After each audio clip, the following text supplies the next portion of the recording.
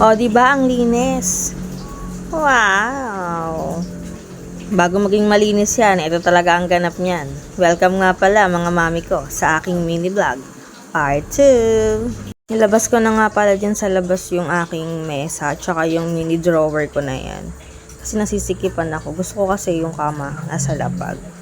Ayoko nung may mga bed frame. Kasi gusto ko natataas siya. Parang ang sikip gumalaw or parang lagi akong mahuhulog, yun yung pakiramdam ko. Pero tignan nyo naman, grabe yung bilis ko sa paglilinis na yan, oh. Saan talaga, totoo yan. Pero hindi, Diyos ko po, ilang oras din yan. Magwawalis, magliligpit lahat ng anik-anik, liligpitin ko talaga yan, day. Ayan niya, mamaya may mga daga na naman dyan. Ay, este yung anak ko, ay magkakalat niyan. 2 beses ko pa yun may namap. Mamaya ulit, map ulit yan. Buti na lang din, nagre-reklamo yung sahig namin, kakamap. Duming-dumi sa sarili niya. Charot.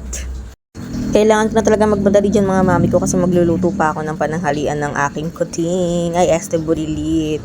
Siyempre, hindi pwedeng pabayaan kahit naglilinis. Nagluluto tayo. Mami tayo multitasking. Ayan na yan siya. Nagtoyo pa yan siya kasi gusto niya ng tablet. 'Di ba? Ganyan talaga yan eh. Pero kahit ganyan, nagpe-pray pa rin yan kahit may toyo yan.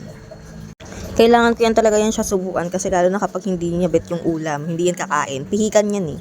After niya nakapahinga na, ayan, magtutulugan na kami para sa gawain ko ulit. Ayan na, after niyang matulog, ayan na, ayan. Sinunod ko na yung sala namin, niligpitan ko na rin yan. Diyan siya kasi madalas naglalaro. Diyan kasi maluwag.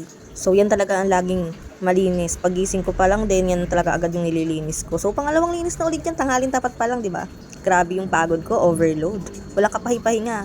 Pag alis talaga yan ng asawa ko, magatrabaho na yan. Pag alis niya na yan lahat ng gawain, sunod-sunod na yan. Minsan nga, dadating na lang yan, patapos pa lang ako sa gawain. Sunod-sunod na yan, maglalaba pa ako.